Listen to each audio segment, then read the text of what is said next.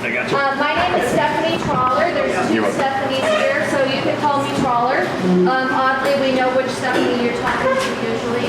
I want to introduce our team of folks, and I'll just start left to right. Stephanie Trawler, I'm the Economic Development Manager with the City of Westminster, and I'm the Project Manager. We've got, we'll just go around. Kyle, Yep. and then Ed. Yep, Kyle and Ed. And we're the owners of Barquentine, soon to be the Bark as well. Yeah, I'm Ed Knudsen, owner of Barquentine Brewing Company. Talk a little bit more about Westminster native. Westminster native, born and raised. Do you want me to talk about it? Okay. So I'm born and raised in Westminster. Went to Shaw Heights Junior High, Westminster High School, class of 79. 70 what? 73. 73, okay. You might have known my brother Greg. He's 73. So we started Barquentine Brewing Company in Edgewater, about 50 blocks south of here. February 29th is when we opened 2020. So we had 2 amazing weeks and then got shut down for COVID. We didn't see that coming. It wasn't in our business plan, but we muscled through that and have been open since. We celebrated our 5th year anniversary this past February, and we're looking forward to another 5 years. We just re-upped our lease there at that facility. We specialize in Belgian-style brewing, but we have a lot of different styles of beers, Pilsners, IPAs, and the like. But Belgian-style brewing is our forte. Our brew system is capable of brewing more beer than we can sell in that one location. So Kyle and I, my other 2 sons, started looking for a second location, and we're fortunate enough to find the Rodeo Market. It checked every box that we had when we were looking at places, and we looked at a lot of them. So the rodeo, or the new place is going to be called the Bark. You might be asking yourself, all right, what is Barquentine? What does that mean? So a Barquentine is a shipping vessel in the 1800s. It's a 3-masted ship that would move provisions throughout Europe. And one of their big ports was Brussels. And so the monks who invented Belgian-style brewing would come down to the port, to these Barquentines, come on in, and they would get provisions that they couldn't get elsewhere, like coriander, tangerines, things that make Belgian beer possible. And so to pay homage to the history of Belgian-style brewing, we decided to call it the Barquentine, or Barquentine Brewing Company. And then the offshoot, the new location here in Westminster, we called the Bark, so a shorter version of Barquentine. These ships were also referred to as the Barks in that day. So the new location will be a tap room with a full bar and a kitchen. We'll have food available as well. We'll talk a little bit about that in a minute. We'll continue to brew our beer down in Edgewater. We'll keg it up and bring it up here to this location. So all the beer that you'll drink will be fresh right out of the tanks that we brew out of, and we'll have some wonderful food options as well. So, sorry. I'm going to actually back it up and introduce Nathan. He moved on me to my right. Nathan Lawrence.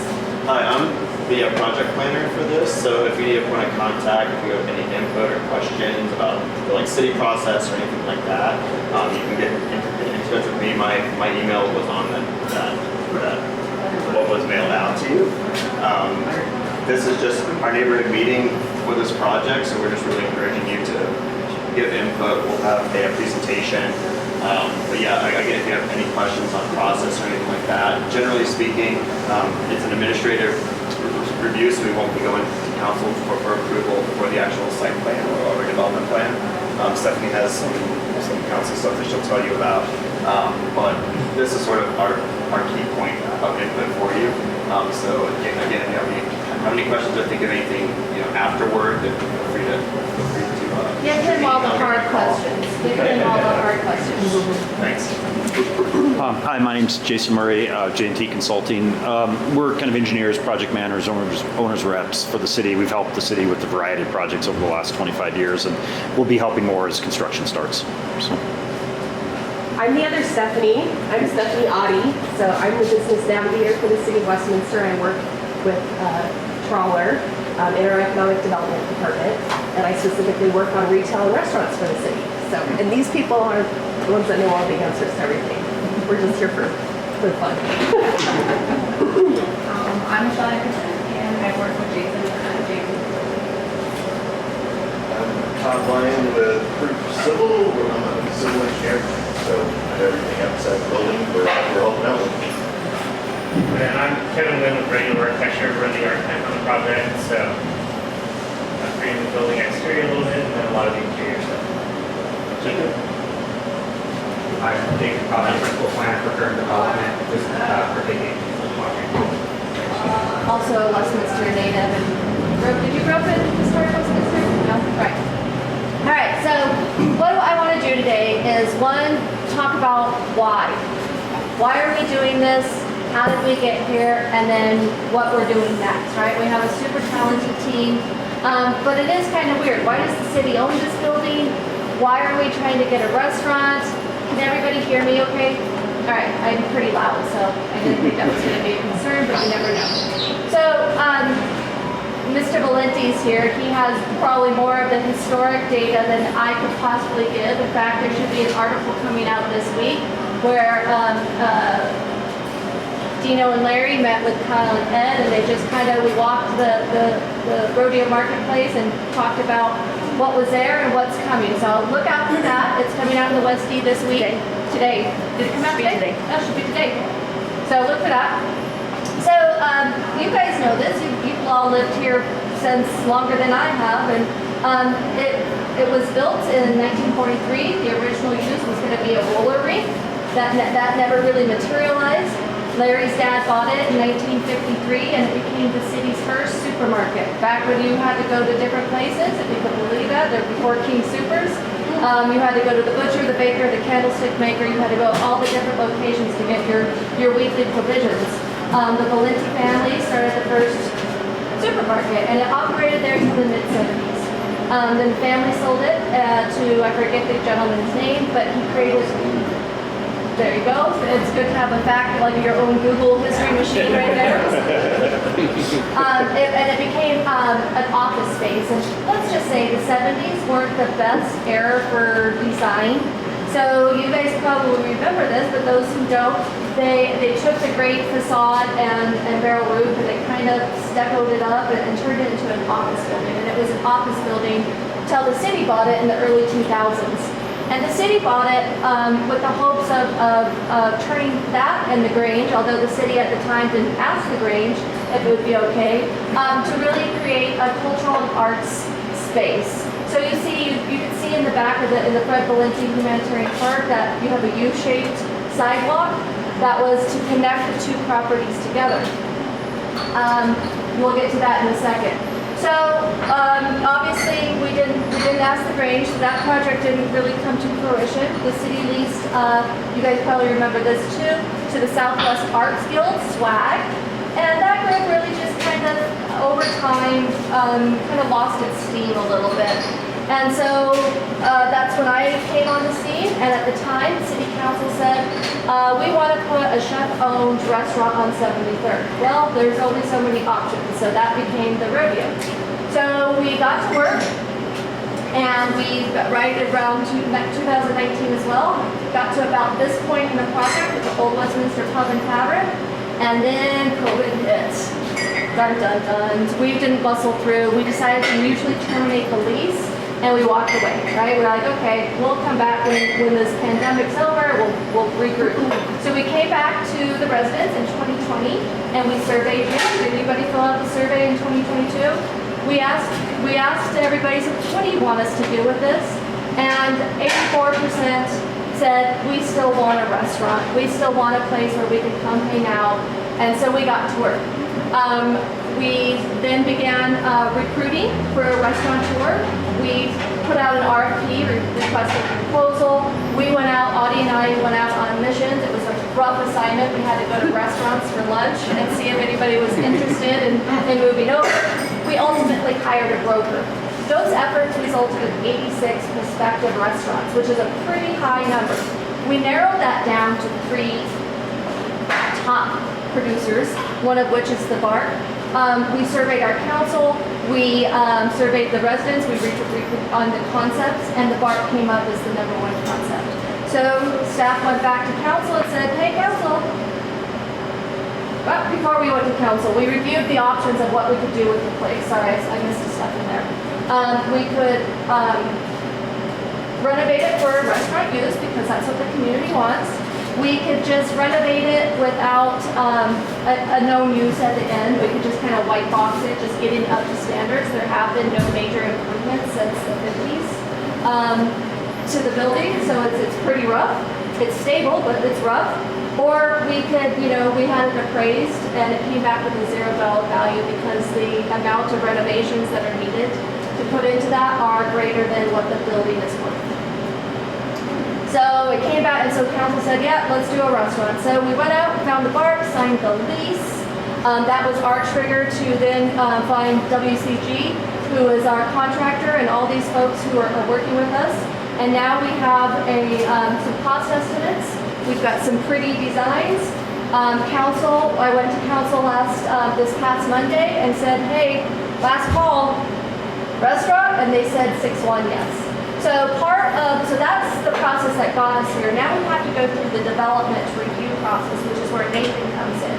This is where we're looking at the engineering schematics. This is when we're looking at all the details that are going to get the property and the building up to snuff, so you guys can go and have a beer rock and a beer in hopefully 18 to 24 months. So what we want to hear from you is we want to explain the concept, which you've heard a little bit about. We want to answer all of your questions. We know parking is a concern. We know noise is a concern. And so I will address those the best I can. We are in a built environment, right? I just can't wave a wand and just say, here's parking. So we evaluated 3 sites. One was Fire Station 1, the other is the Presbyterian Church, and the other is behind the apartments. There's like a lot kind of behind Concellos, and it's kind of in the alleyway. It's owned by, ironically, the partner for the Old Westminster Pub and Tavern. So there's not a great option. We met with the church. We thought that would be our preferred spots, just right there. They got lots of parking. However, one of their tenants is the B'nai Torah Synagogue. And we learned during this conversation that they were a terrorist attack with some anti-Semitic activity, and they were on a list from a legit terrorist list from a guy out of Boulder. And because of that, they're scared. They're scared to worship in this day and age. I don't blame them. They hire a security guard. They practice and worship on Friday nights, and they hire a security guard. Each member of the synagogue is greeted by the rabbi and the security guard. And when they go downstairs to worship, the security guard does sweeps. So they didn't feel super comfortable with unfamiliar cars parking there on a Friday night, which would probably be one of the peak users. So we're like, you know what? Whew, that's a lot. We don't feel good about adding to your stress when you're trying to worship. So we're going to pause that conversation. We looked at the fire station too. You guys may know Sunset Limousine on some. Thank you. I was trying to think of something diplomatic, but thank you for saying that for me. They take up the whole street. And it's a conflict not just it takes up all the parking that we could be using, but it also creates conflict for the emergency vehicles coming in and out, which is a problem. So, welcome. No, come in, get coffee, you're all good. So, we had lots of conversations with the fire chief, and he said, we're sick of having conflicts trying to get, so we're not super interested in using what was used for the recycling. But we have this kind of front area there, if you guys can visualize it, it's like a shed, and they call it the pump house. It's kind of like, you know what I'm talking about, if you could visualize it, right? We could probably demo that, and you could probably have some parking there. Cool, that's a possibility, right?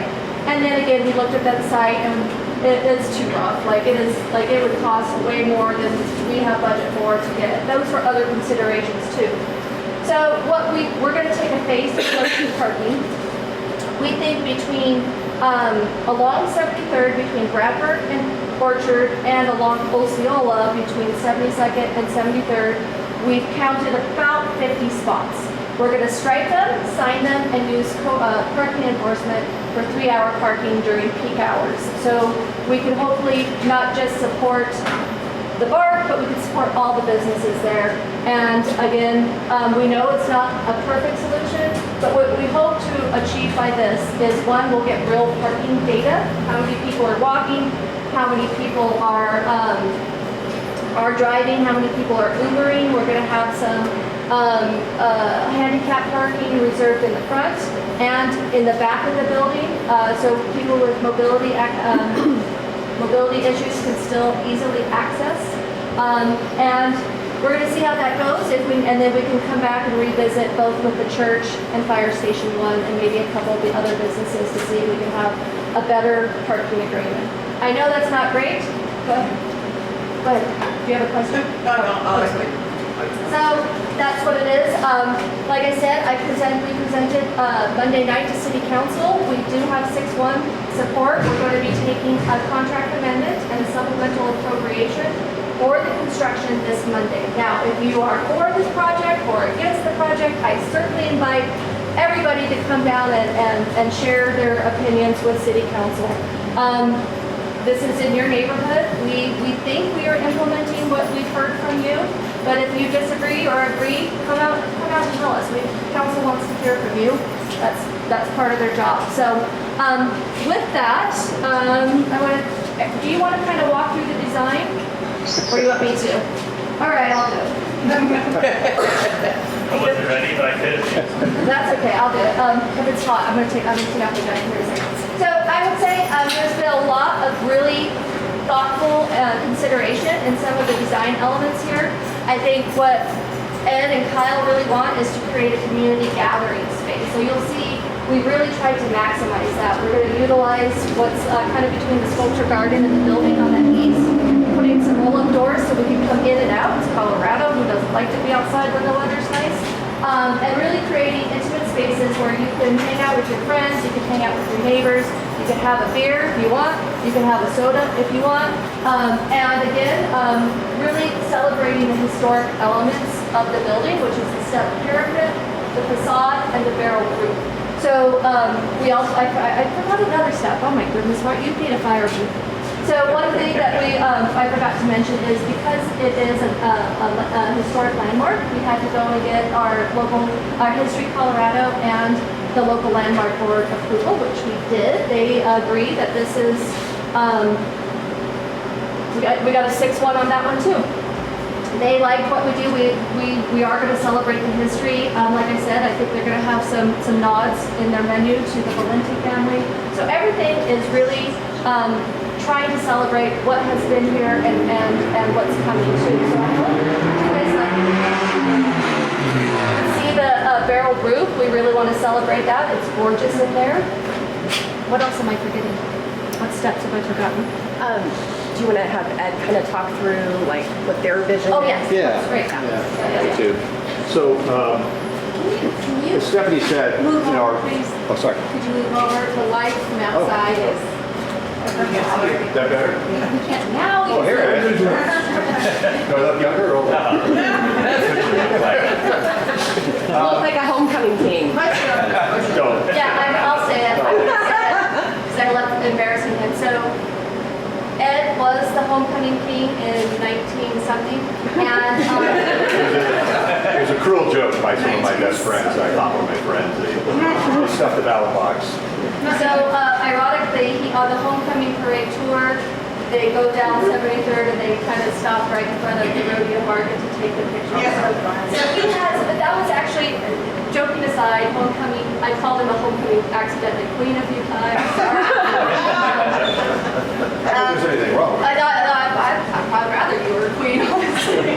And anyway, that was one of the things that we felt was important because he has these whole roots, he understands the neighborhood, he is a native, right? So we thought that was important that we had this homecoming king coming home and turning this property over, and really it's meaningful for him, and I think it's meaningful for the project too. Okay, now I'll stop making. Yeah. So I'll talk about the exterior a little bit. Stephanie said what we're trying to create is a community gathering place. right? It's a restaurant in so much as we offer food. But it's not a restaurant in that you don't have to feel like you have to come in, eat, and leave to turn the table. That's not what we're trying to create. It's a bar, but it's not a bar where we're going to be open till 2 o'clock in the morning with loud cars and noise. Our tap room today, we're open, we close at 9 o'clock most nights, 10 to 10:30 on the weekends maybe. It's a very family-oriented gathering place. So if you've ever been to a tap room in a brewery, you'll know that you can come in, spend as much time as you want, drink a few beers. If you're hungry, we've got food for you. We do things as like baby showers, wedding rehearsal parties. We do all kinds of things like that. We'll have a special room that you can reserve for that if you need a little bit more privacy. We have our barrel room down at the brewery. We're going to do something similar in this space. So, and you can tell by the inside that we're trying to preserve as much of the history as we can. We love that barrel ceiling. We think it's very cool, and so we're going to renovate that and make that a really nice center point. You can tell by the seating that it's very casual. We have soft seating, so if you want to come in with your laptop and grab a beer and work, you can do that. Again, it's not a place like a restaurant where you feel like you have to wait for a table, eat, and get out. That's not what this is. Want to talk about your menu? Yeah, I'll talk about the food. So we have a unique food option. They're called beer ox. I don't know if you've ever had a beer ox. Some people refer to them as kraut burgers. Some people refer to them as runzes. But it's an old family recipe. It's been in our family for about 75 years. I've been making them myself for about 35 years or so. It's a homemade potato-based dough that's stuffed with seasoned ground beef, sauerkraut, and mozzarella cheese. And we bake those, and they're delicious and nutritious. That's the original. We're going to do some variations of that. We'll have an Italian version. It's got Italian sausage, green pepper, or green chili, mozzarella cheese with a marinara. We hope to source our sausage and our marinara from Valente's to kind of, pay homage to the history of the building. We've got a Cuban version that I'm really excited about. It's smoked pulled pork with ham, pickles, mustard.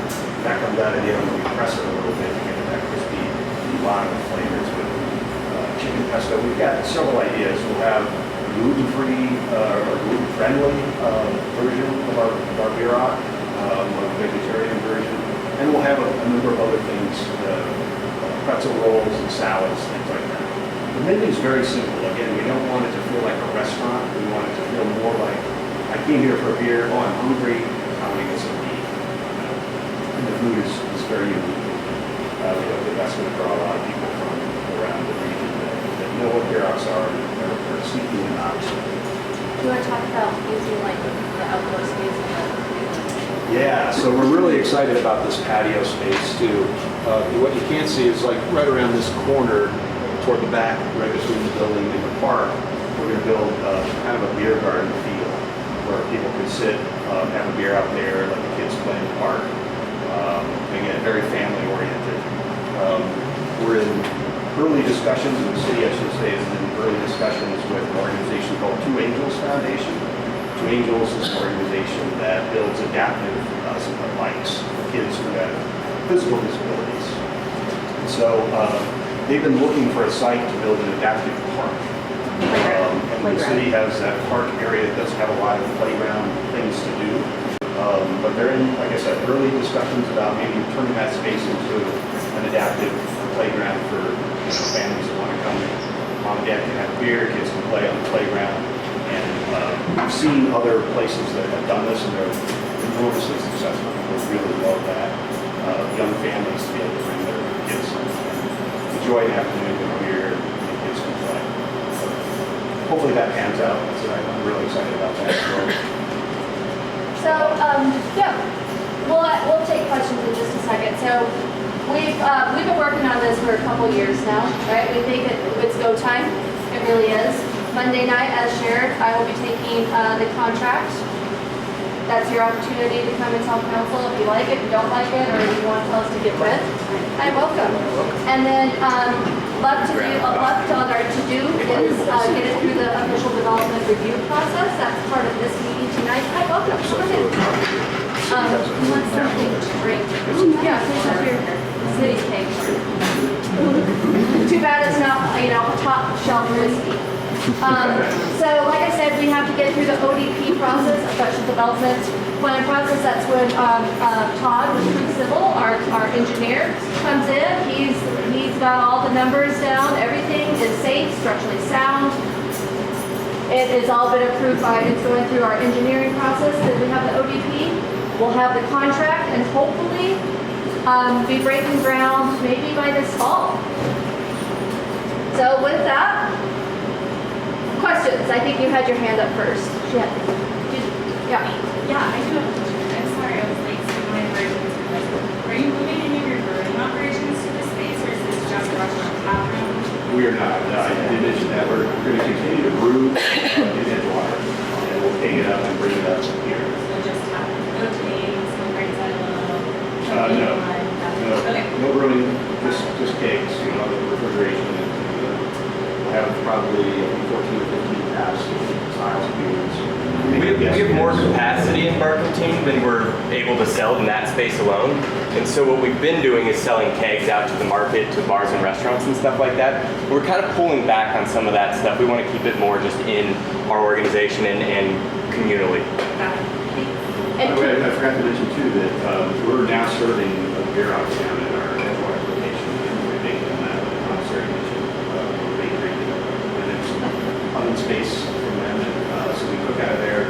And when this place opens, we'll have a kitchen here. It's all baking there. And we'll take those down to Edgewater and sell them there. So we'll have a truck going north and south on Sheridan. If it's going north, it's bringing beer. If it's going south, it's bringing food. Feel free to stop it. Yeah, I live on Osceola, so right down in 73rd Osceola, so I'm very excited to see this building sit empty for a while. It's really beautiful. Love to be a little bit more alive and action. It's amazing. please come Monday night and tell your city elected body I that. will be out of town, but. You can email something in if you want. You had a question? You said you were going to talk about parking and noise, but you didn't talk about noise. Oh, yeah, so noise, I think Ed kind of touched on it, but to elaborate a little bit, it's gonna be a family organization. Like, they're not gonna be open all night. It's not like a discotheque where we're gonna be, dancing. They kind of roll up the carpet early, so it shouldn't be, something that is gonna be late at night. That's gonna interrupt, they will have some noise during the day, sure. But Have outside music or? I don't think typically, I think they will have, conceptually, we've talked about like maybe having a few events every so often, but nothing that is normally scheduled. In Barquentine, we're very sensitive to our neighbors there. And we've brought in code enforcement a couple times just to monitor our own volumes. And we shut everything off super early at night. We bring everybody inside. We have great neighbors there and we want to keep it that way, and same here. I think you bring up a good point, is being a good neighbor, right? We have Mr. Shea here, who is our neighbor right now. I think previous projects, the city has not been a good neighbor. I don't know if you knew that or not. We've had this empty spot for a while. We have some drainage issues that are going from the park and 3915 onto the Grange. Part of this project is trying to correct that, as well as, again, that sidewalk, that weird looking, sidewalk that dumps right off at the back of the Grange. We got a call today, say, why is there a fence up at the city property? And we're like, no. So what we'll do is also reroute that sidewalk. So park goers don't dump off in the Grange, walk through the Grange property to get back on 73rd. So we're going to make a better loop so it's a better space. Again, we want to be a good neighbor both to our next door neighbor, but in the neighborhood as well. Question. You said the city owns property now. So what's the budget for all this, and who's going to be is the city going to continue to be the owner, and you guys just rent? So the city currently has a lease with Barquentine as we go through all this, and they will start paying rent as soon as everything gets up and running. So the city will start collecting rent from this, and the city will also start collecting sales tax, which we really like, once you guys start spending money there. So the city will continue to own it? The city will continue to own it, but there is an option after 10 years. We have a part, we took out, there's some covenants on the property, some historic covenants. So we want to be respectful of that as well. But at some point, we're not good, like we don't want to be in the business of restaurants. Yeah, no, it's not a good look. We want to get the Barquentine nice, healthy, seated, ready to roll, and then we'll reevaluate. It's not my decision, it's not your decision, it'll ultimately be city council's decision. But if in 5-10 years they're like, ka-ching, we've made a ton of money, we're like, ka-ching, sell it. So we really want, right now, this is a liability for us, right? It's sitting there, it's creating a cycle of disinvestment, it's gross, so we really want to flip that narrative and turn it into an asset. The total budget, I'm gonna round up, is $4.3 million. Now, that includes some of the work that we're gonna be doing to our neighboring properties, and that also includes the work that Ed and Kyle are gonna be doing that they'll pay us back. So the net cost to the city is about 3.9. We have 3.2 budgeted, so we're asking part of that supplemental appropriation on Monday, which is a really busy, big government word for saying I'm asking for more money from our city council, is another 1.2. But again, we think, the benefit, that's how we always operate, like the city's not in it to make money.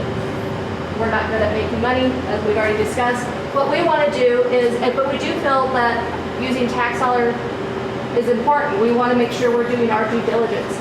We have a break-even point on this in about 22-ish years between sales tax, conservatively, between rent and sales tax. We'll make back our investment.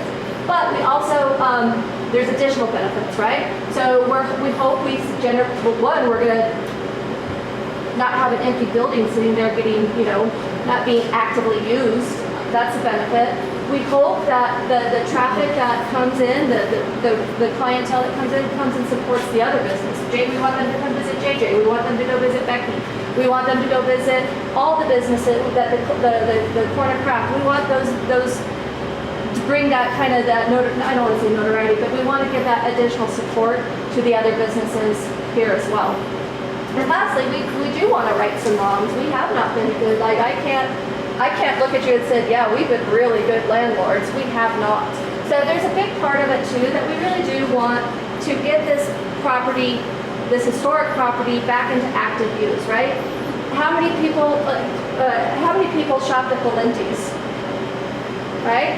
So I think there's something powerful about those historic places that share that community memories, right? There's something powerful about that you can't really quantify, but it's there.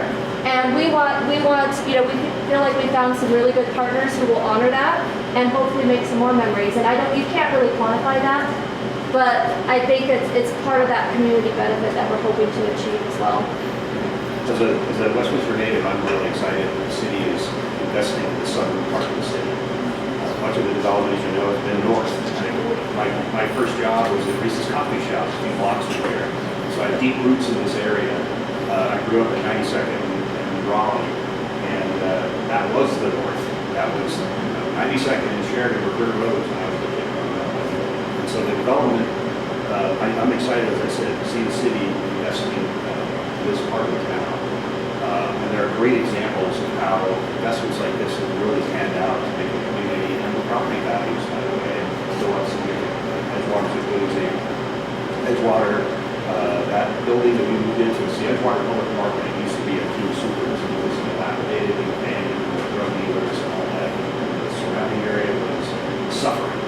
And so developers came in and built the Edgewater Public Market. If you haven't been there, check it out. It's really fun. Big food hall, a lot of retail, and of course markets, including have a beer while you're there. But now the property values around there have almost tripled. Another good example is Old Town Arbat, right? Where they invested in those old buildings and have preserved that history. I see the same opportunity here in Old Town Westminster. It's a great block. It's a very quaint, little, cool place to come. And I envision, a few years from now being activated, fully activated for shops and other other food options and things like that that add value to this area and the surrounding properties.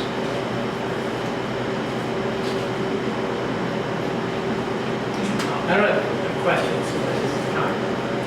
So I'm on the Westminster Parks, Recs, Land, Rodeo Space Advisory Board. I love the idea of putting a space in the adaptive park player. I think that's a really good connection. I also really do very much like the Edgewater space you've got, and the way that you do have people that you can have play board games all the time. And it would be nice to have, it will be nice to have that space here in the room. Look forward to biking over. And I think that you will see a very similar engagement that you're talking about. I would love to see this project go through as quickly. What about football games? Do you have televisions in the? We have televisions at our third location, we have televisions Special- here too. yeah. We find that when there are events like local sports, people come in and watch that, but it's not a sports bar. Right. No, yeah, like that, those are available, we'll have those available as well. Just a question of units. It would be cool if it did, if it became like a cool place to gather for, not hockey games, but maybe. Yet. I know. Maybe, someday, there's still hope. But yeah, so that would be cool. So I got another question. So this project's gonna go through. So what if the parking situation doesn't pan out that people So are saying, we're gonna- no, you're not parking in front of my parking. No, you're not parking in front of my parking. So with this phased approach, like I said, we are going to have enforcement during, they'll be signed. We're going to stripe it, sign it, and enforce it. Hopefully getting Sunset a little bit more compliant. There's also a rumor that they are moving, but I'm not going to hold my breath on that one. So that's phase one, right? It's just getting everybody used to it. We do think there's probably enough parking, and again, we want people to walk and to ride their bikes, and that would be even more amazing. Right. And then if, after a year or so, we're like, oh my God, parking is a mess. I would love to have a parking problem, honestly, because that's a sign that we're being successful. It is, but we do have, again, those options with the church and the fire station that we can continue to afford to take some of the pressure off. Okay, no, I have another question, sorry. So who's ever on the historical deals with that?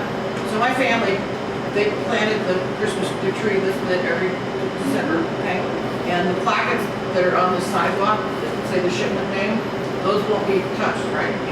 Okay, none of that. I know the brick and everything, because you have to do water lines and all that stuff. We are gonna have to do some work with the pavers. Okay. The markers are not impacted at all. Okay. And we're gonna put back the bricks, hopefully, Okay. and that will be part of like ongoing maintenance on the city as well. I might have missed it, but target date, looking, Pretty loose right now, because we still have to go through the ODP process. let's assume that it's. So if everything goes swimmingly, we're hoping early 2027, open for business. 26. Nope, 27. We'll start construction. Hopefully What this is year. the goal? I can't remember. Is it 18 months. 18 months. Yeah. On the long But, side. so if everything goes well, we're hoping early 2027, right? Wait, double check my math. Okay. Yeah. So, Quiet zone by that time, right? I hope so.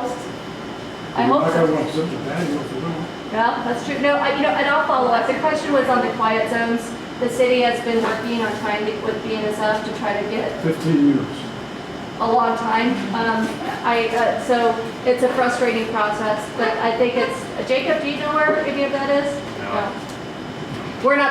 That's in our engineers, so I'm sorry we aren't more knowledgeable, but we can follow up and see and give an update on that one. It will have an impact. Yeah, agreed. It's loud out there. I've been out there and you just have to well, We're off of 74, and in our house, window open, 104 decibels. it's loud. Yeah, it's loud. It's loud. And that's close. Are you off of Bradford? Orchard Court. Okay. Yeah, I'm on 74th and Wilson, so. Speed limits around here, no feet. You got that right. Oh, yeah. Anyway. I've been looking at it for 20 years. Any other thoughts, questions, concerns? Yes, ma'am. Let me try to get my words out because I'm not good at communicating well. But my question is, with the idea of expansion, how is that going to affect the people who live on, like, say, 73rd? Do you have any plans to remove any buildings to expand, or? No, I don't think, there are no plans to expand the existing footprint where we are. Making some modifications, and definitely you'll see some trucks during construction, but we've already started talking about, like, how do we have a community communication plan so you know what's happening when. Little premature right now, but our goal, because it is the city, is to be the best neighbor we can be. And we know during the construction, it's not going to be anybody's favorite, but maybe we'll have some sort of opening for the neighborhood and free beer rocks for everybody. Just saying. And one part of the reason we picked the contractor that we would like to work with is because they are very adamant about good communication with the neighborhood and with the community. So WCG is our contractor that was again selected through a competitive process. They did Racine's, if anybody's been there. It's also got a barrel roof. So they had several other examples. So they were selected again to be mindful of this very specific footprint. Thank you for sharing that. I'm excited. So I know you said that the church parking lot is kind of just maybe end of phase, if that's it. But the reality is that it's right there, right? So I think the conversation probably still needs to keep going. Yes. About people are going to park there. Yes. And that's why we're already talking with our code enforcement folks, and we have an open dialogue with the church right now. We don't want we don't want to be the source of any more anxiety. And so that's a big part of it is enforcement and signage, like you will get towed. And we'll have our code enforcement officers there as well and readily available for that sort of thing as well. I will say the church has been really great. They're saying we're open, but yeah. It is that security. Yeah. It's a big deal. It is. It was really heavy. Like it hit me on my, all of my feelings. It was pretty heavy stuff. So, and like I said, the church has been great.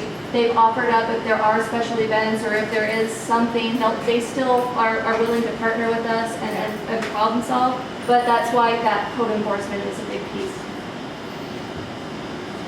You can park in front of my house and they're buying you beer. Free park. Write that down. An hour outside, an hour. There you go. I'll hand out flyers. it'd be like Bronco games where you charge for parking in front of your store. So roughly 150 inside, and when the doors are open, another 50 on the patio at max capacity, and and as weather allows. That doesn't mean that there's going to be 200 people there at any given time. It's just that's what we can hold. Word gets out. You never know. Say one more time. 2 people in the car, it's not cars.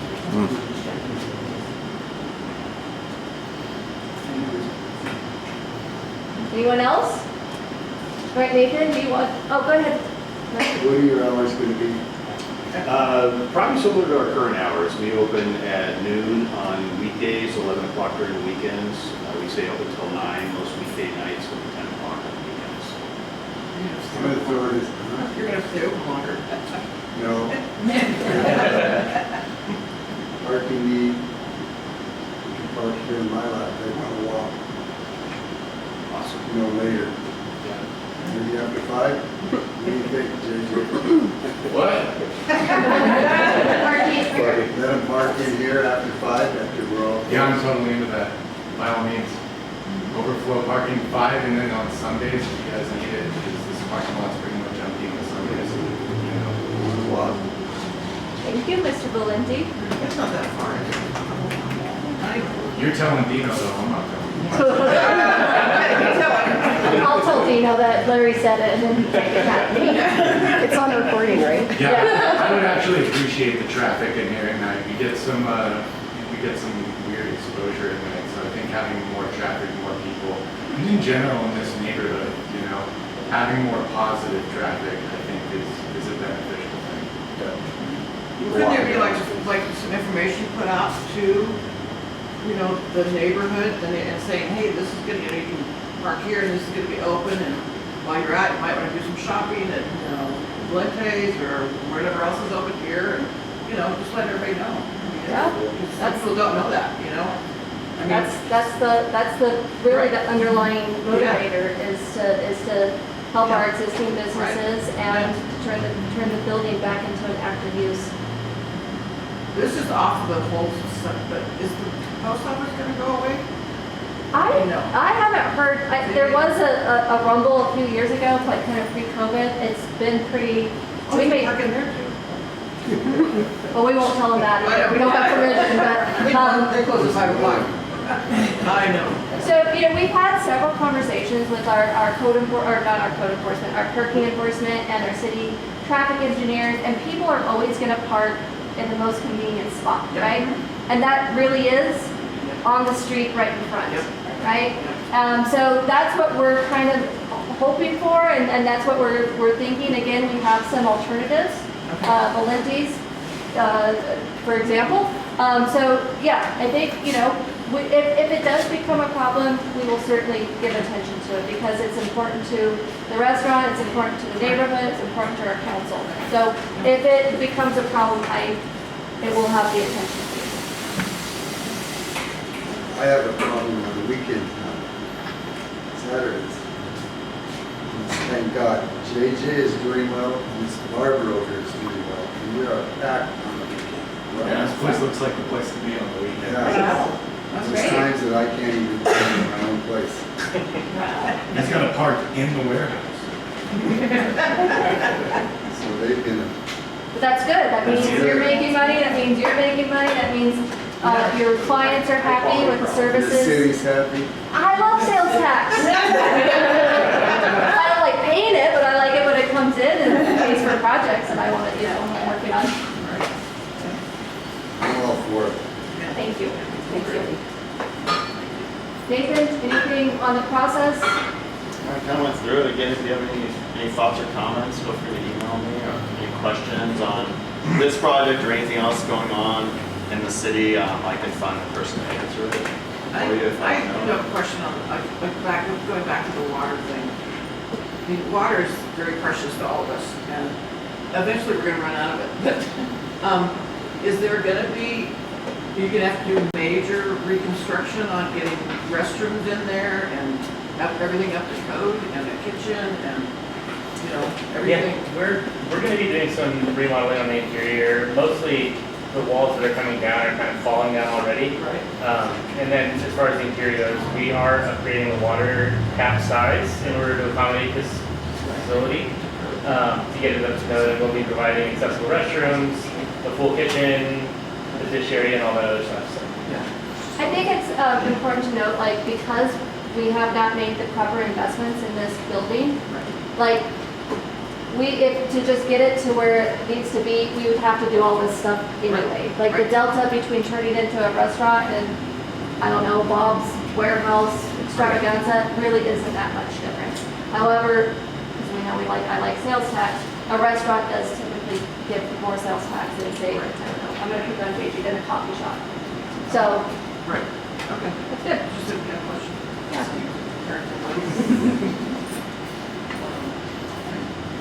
All right, yes ma'am. Within the time frame of approvals and whatnot, will you be able to give us the community updates on and off to help us? You know, there's word of mouth is always good. We will probably put something, you know, regular updates, like when construction's coming. The mailers are also a great tool, like, hey, here's construction. Hey, here's a barcode you could scan to the website to get the most up-to-date. And we'll be working with our the contractors and Barquentine on those, like, milestones, right? Now, construction, who's been through a construction project?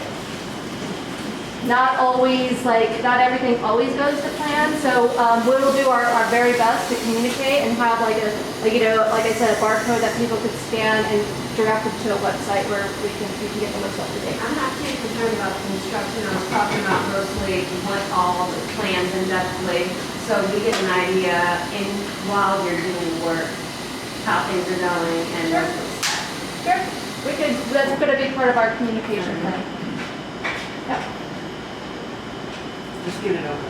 They're not gonna do anything to the park next door, right? No. It That's only took me 50 years to do No, we're not touching the sign. We're not even touching the sign. We're not, it's off limits. We're just, the only part is making the loop of the sidewalk better. Yeah. The better flow, so it doesn't So it doesn't dead end dump off into that the to the drainage. drainage. Yeah. I don't mind if you remove the Yeah. sign as long as the thing is not all over. No.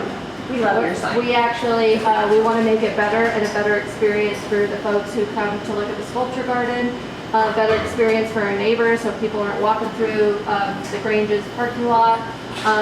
So yeah, no, we want to actually make it better. We're, in fact, to make sure that the park is part of, or at least, you know, utilized, we are doing probably some, like I said, some low fencing, some landscaping that will keep the energy out of the Grange, because we want to, you know, we don't want trucks bumping in there, visitors bumping in there. We're going to use like planter boxes to differentiate the fencing, and again, low enough that you can still go out and see your little ones, or give your dogs, or whatever your pet du jour is, playing in the park. We're also taking pretty significant steps to save that big cottonwood. Is that a cottonwood? I don't know. I think so. Not It's like a cottonwood, but yeah, that big tree that's in the back. You know, as we are repaving and doing things, we are actually taking a lot of considerations, making sure that tree can get what it needs, and we don't even want to upset the tree. So, trying to be as thoughtful and mindful about all the elements as possible. It's an elm tree, just take it out. Oh, but I don't think it's an elm tree. Fancy name. Yeah, it's, I don't know. I'm not a tree person. Get the other stuff. Yeah, there's another Stephanie in our planning department that does landscaping planning, and she's been assisting us. She knows. So then there's 3 Stephanies, so then it's just chaos. Well, you know, if you didn't get your drink already, if you want a second round, please help yourself. Like I said, JJ's been very gracious in letting us use this space for free. And we like to support our local businesses, so go ahead and run up the tab, that's cool. And like I said, we'll be here for a little bit. If you have questions, please make your, then I think if there are no questions, then Thank you for coming. yeah, thank you for coming. And if you do want, again, I think council would appreciate hearing one way or the other from you. So Monday night, come on down, sign up for public comment at City Hall. And if you can't come in person, I think you can call or You can send call an or email. shoot me an email, funds in that letter, What time is it gonna be? and we can get it into the. 7 o'clock. For it. And public comment is usually one of the first items. It's like city manager's report, council reports, and then public comment. You do have to sign up for it when you walk in.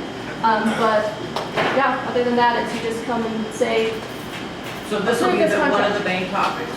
yeah, This so project. it's on the agenda. It's a new business.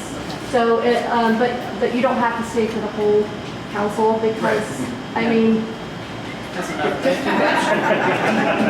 That's too much. it's a lot. I get, you know, I'm there every almost Monday nights. It's a lot. But you just sign up, and again, you get public comment. You could say, you know, you get 3-5 minutes, and then you could say peace and go. You mentioned a couple of times about a letter that went out. I never received a letter. Oh, you did? You know, I brought some. Yeah. I don't know how far, but there's a couple of my friends that are just north, and they didn't get it either. We have extra copies. It's a very specific like Yeah, address it's list. a 1,000-foot radius. Okay. And it's pulled from our GIS data, so if things have changed maybe, or if you're just outside of that radius. But if you want to fill out your address on the sign-in sheet, and then we can just make sure that unless anyone doesn't want to get mailed in, we can sort of add those to the list that Stephanie will have made for any future mailings. This will be the only notice for this project, but for future contact, I think that would be a great idea. So we can go ahead and type those up. I can send those over to you. Right. Yeah. Sorry, you didn't get a letter. Yeah. You were supposed to. I mailed out like how many letters you guys Just mailed? like That's a lot. 700? 700 letters. So yeah, sometimes we're sort of going on the tax assessor's data, and sometimes maybe it's not up to date. Or And the post office. The post office is not. Yeah. On the parking, you were talking about street and stuff in 73. And a lot of people aren't going to turn on park on 73rd and they go down Orchard Court and make it closer to the park. Are you suggesting that we strike Orchard? Well, I'm just wondering what you're going to do to mitigate that. You know, I think it's a Because good. when they have those festivals and stuff on 73rd, they park all the way down to the middle of Orchard Court. The plan right now is not to strike that. However, if we get into it and it's a problem, we will,